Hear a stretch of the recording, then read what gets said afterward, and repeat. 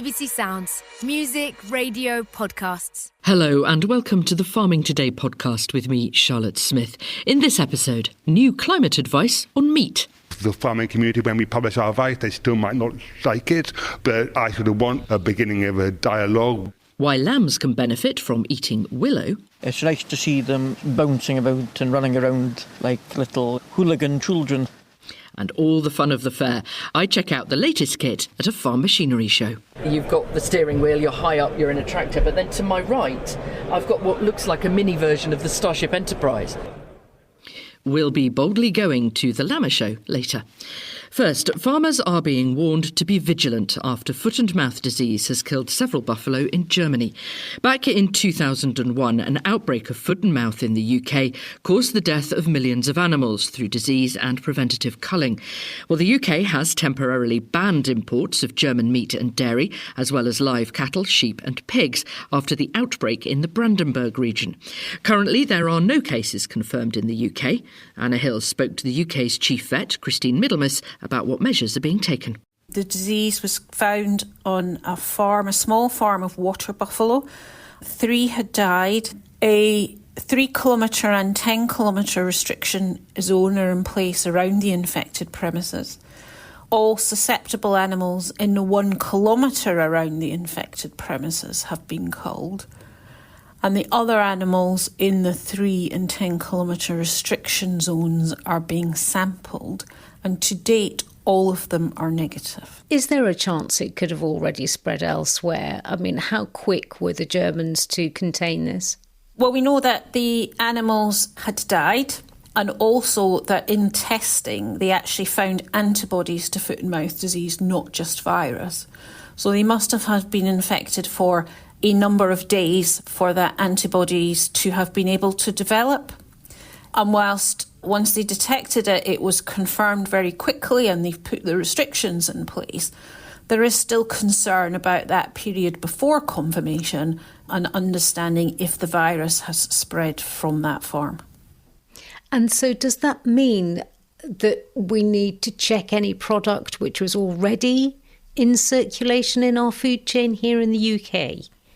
So what we've done, product that was already on its way to us is being held at our border control posts.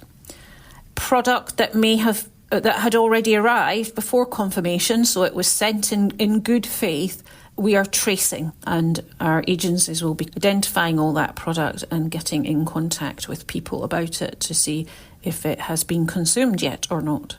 And just to say, of course, the reason you're checking food and stopping product coming in is not because it's dangerous to people, but if it was thrown away and eaten by an animal, then it would be. Absolutely. So this is a disease of animals only, but it is so terribly infectious with such small amounts of virus that can, and I mean a sugar cube piece of meat, of infected meat, could have millions of doses in it, that we're taking this very precautionary action to make sure that we're minimising, as far as we can, risk to UK farmers and UK animals. So what should farmers here in the UK be doing?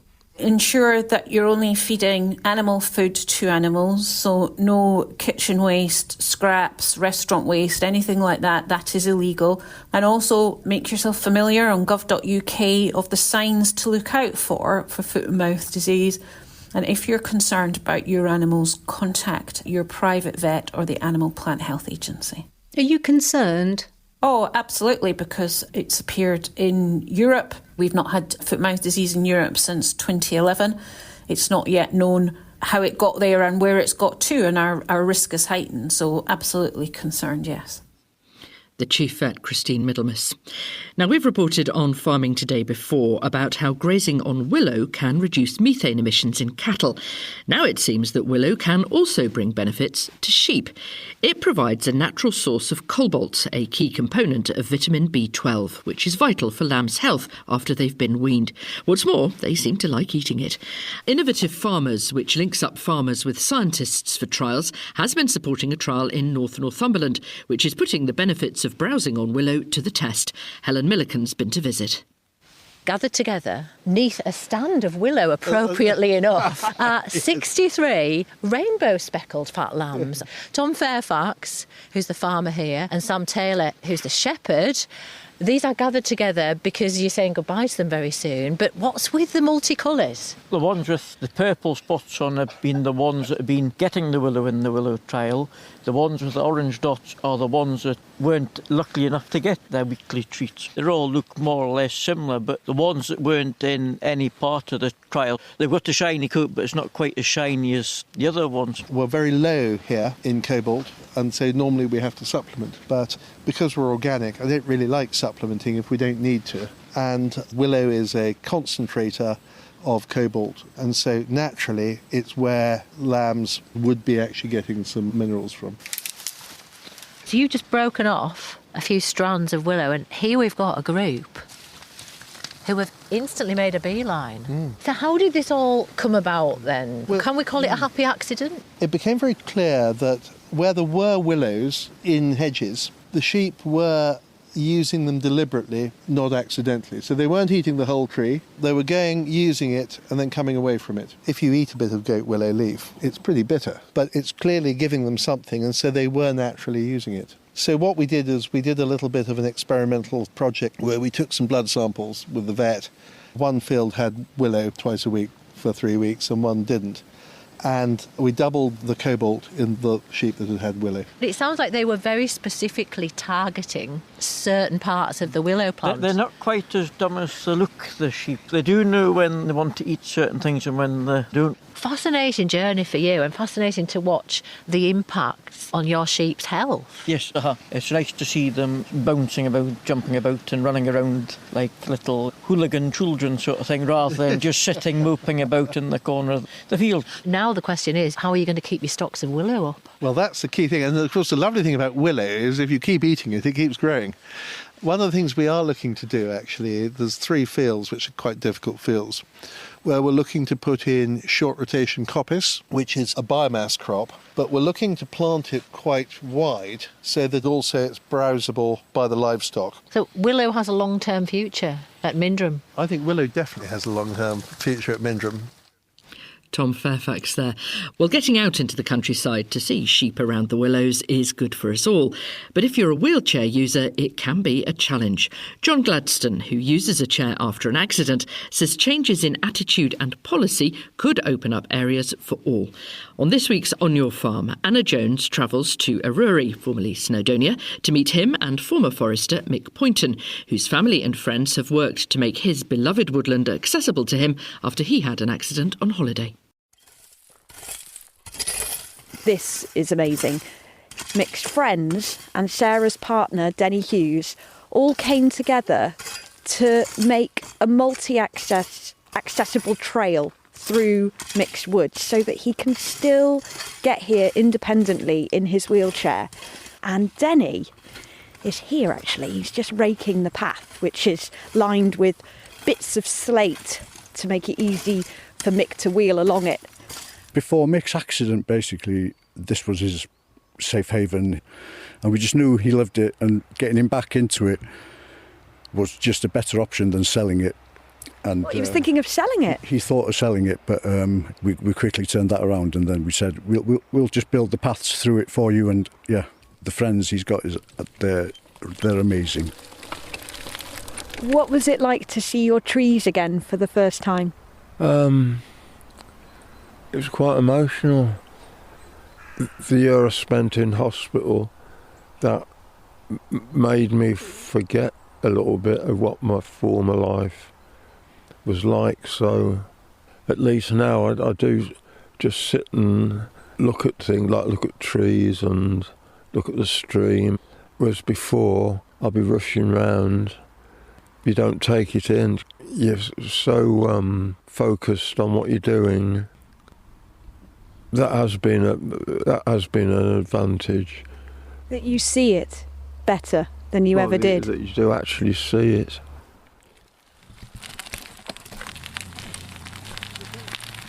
That's great, isn't it? Oh, it's stunning. My name's John Gladstone. I had a paragliding accident of about 20 odd years ago now, I was very much involved in the outdoors, mountain rescue, teaching outdoor education. And after I became a wheelchair user, obviously my perspective changed.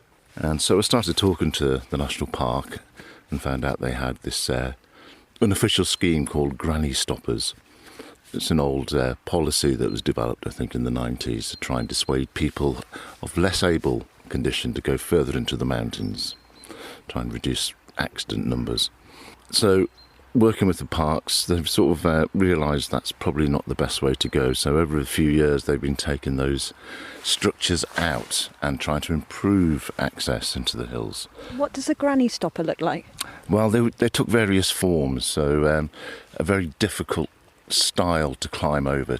Those very narrow kissing gates. Very narrow kissing gates. You know, structures that are designed to subtly sort of dissuade people with prams, for example, and young children, elderly with walking sticks or crutches, people who've had a minor stroke or weakness.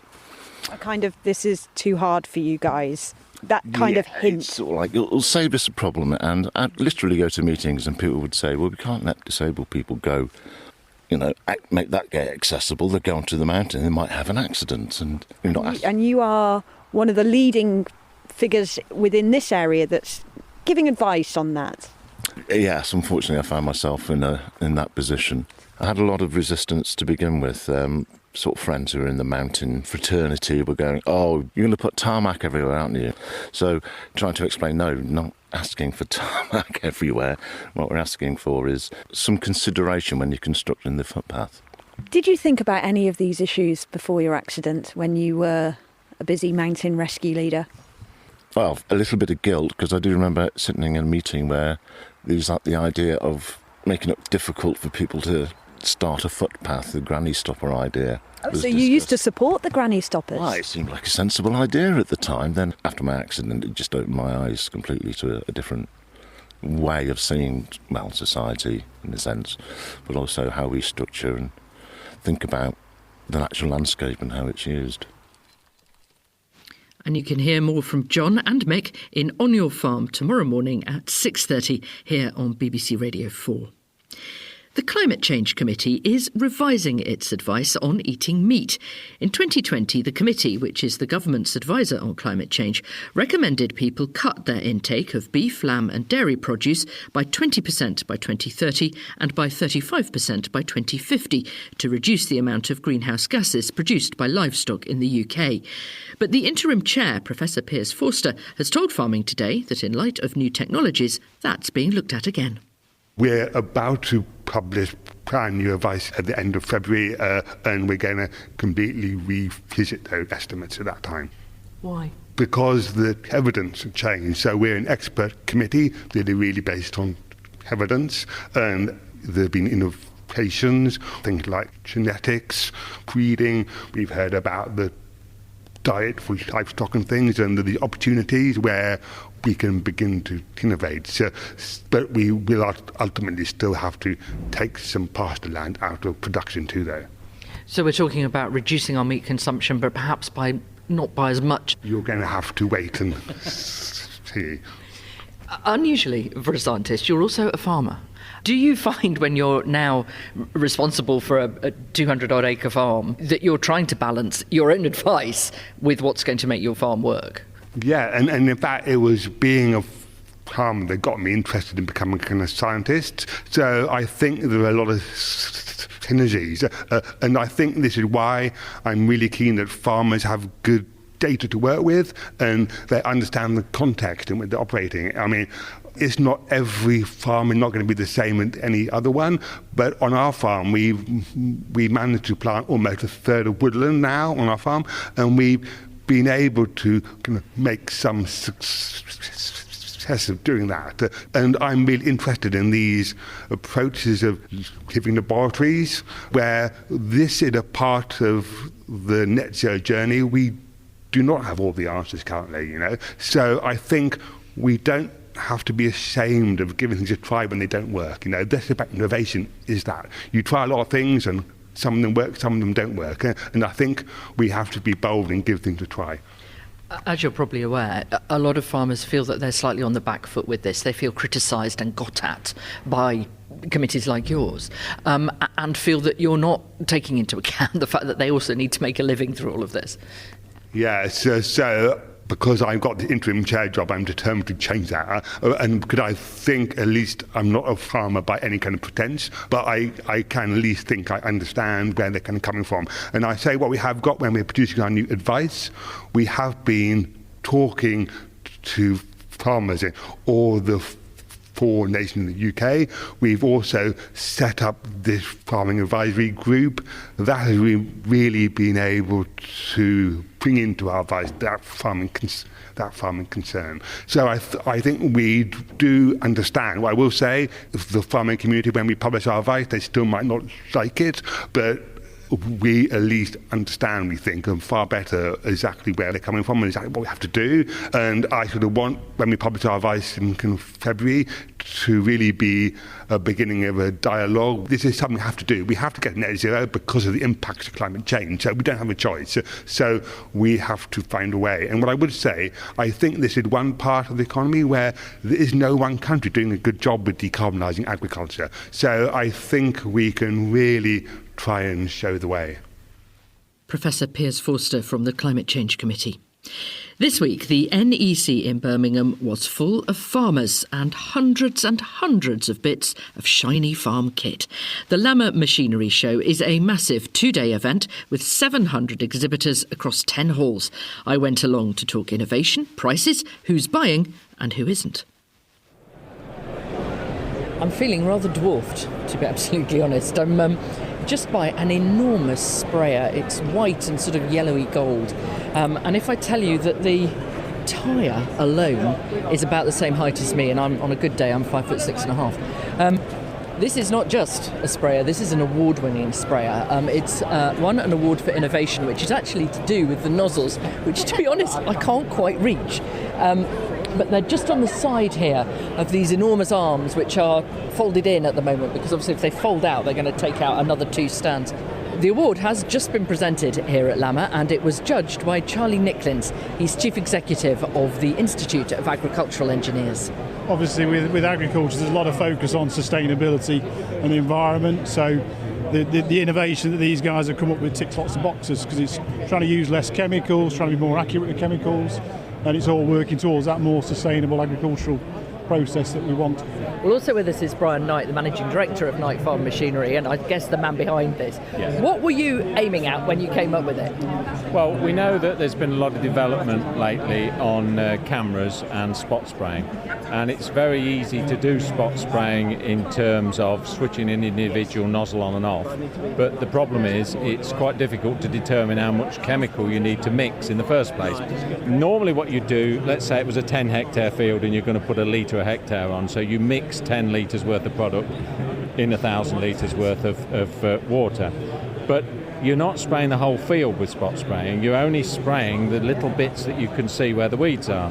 And you don't know how much that is. So if you mix up a big tank full of product, then you've got to find somewhere to put it. But by doing it this way, you don't mix the full tank. We can inject a separate product at the nozzle, so it's instantaneous. And it mixes it in the nozzle? It mixes it at the nozzle, so it doesn't affect the sprayer, which is why it's retrofittable to other sprayers. Well, it is quite busy here at the show. Last year, 40,000 people came over the 2 days, but it has been a bit of a year in farming since then.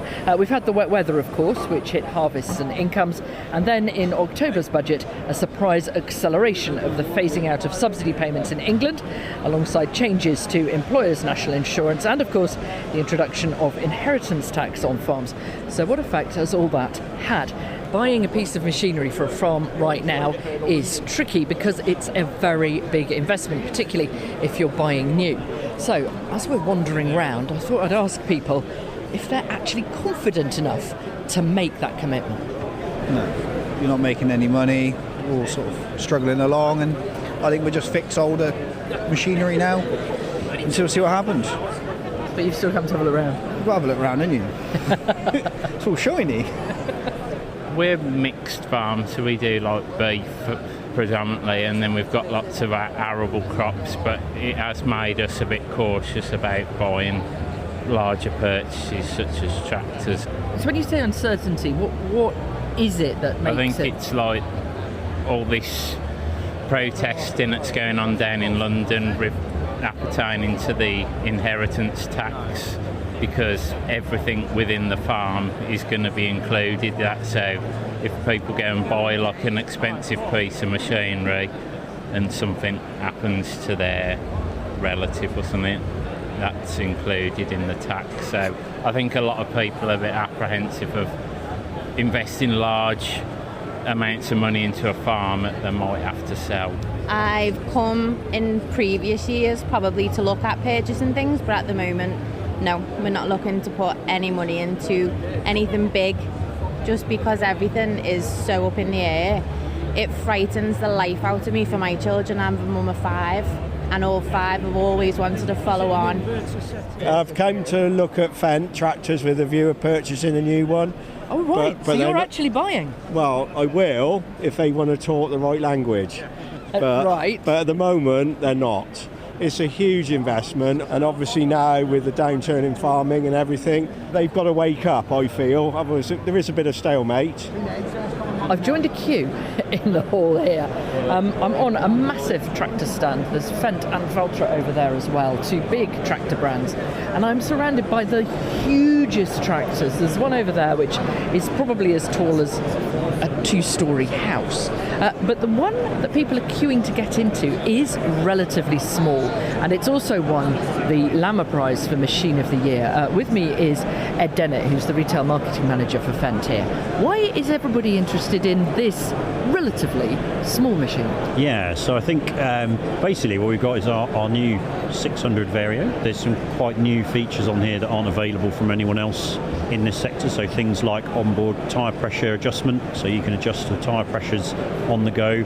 And that's important, because that's one of the things that people talk about, particularly with the very big machines, is their impact on the soil and the way it can compact the soil. Yeah. And if you can vary your pressure, you can vary your impact. Exactly, yeah. So you're getting better traction, reducing compaction in the field. The soil health is a big subject now, as I'm sure you hear from numerous different people, and basically reducing wheel slip, better output. So there's lots of big advantages to it, and historically it's been something that's quite difficult to do. Are you seeing a change in what people are looking for? Because some of these very big machines would be great for just an arable operation. Yeah. Whereas maybe this is a bit more flexible, so that you can do maybe more regenerative things with it, particularly if you've just reintroducing animals onto the farm. Yeah, exactly. So we have seen a bit of a shift towards more flexibility in your operation, and particularly things like regenerative agriculture and the practices like direct drilling that go along with that mean that you need different, maybe smaller type machines that maybe do 3 or 4, 5, 6 different operations. Yeah. Okay, how much would I be looking at for this? How long's a piece of string? It's somewhere around £200,000, something like that. So, and that's a heck of an investment. Yeah, isn't yeah. it? And we've been speaking to farmers as we're going round, and they're saying they're not convinced that manufacturers like yourselves have realised the state of the market, and they don't think you're coming down to meet the realities of a difficult time in farming. Yeah, I think there's 2 sides to that argument. We make machines from steel, and they're made in factories that use gas, and we have to pay people. And whilst we understand and listen to customers, and we need to stay competitive, unfortunately the commodities that our farmers are producing are not necessarily linked to what goes into a machine. We've reached the front of the queue. I'll go first. Okay. Yes, yeah. It's like every time you get in a modern tractor, because obviously you've got the steering wheel, you're high up, you're in a tractor, but then to my right I've got what looks like a mini version of the Starship Enterprise. Lots of display. How much is AI getting involved in this sort of thing? So probably at this stage we're not using AI on our brand of tractor. I think there are others in the industry who are doing that, but there is a big push on that. Where we are using things like AI or starting to introduce that is more in the after sales side, particularly in service. So trying to build up a database of common faults when they happen, and once we've got that database built, you can start to run that through AI, and that helps our dealers to answer customer questions quicker and get solutions on farm faster. Brilliant. Well, thank you very much. No problem at all. I've got nowhere to park it, otherwise I'd take it. Oh well, no worries. Thanks so much. Cheers. Next year, maybe. That's it from us. I'm Charlotte Smith. The producer is Heather Simons. And Farming Today this week is a BBC Audio Bristol production.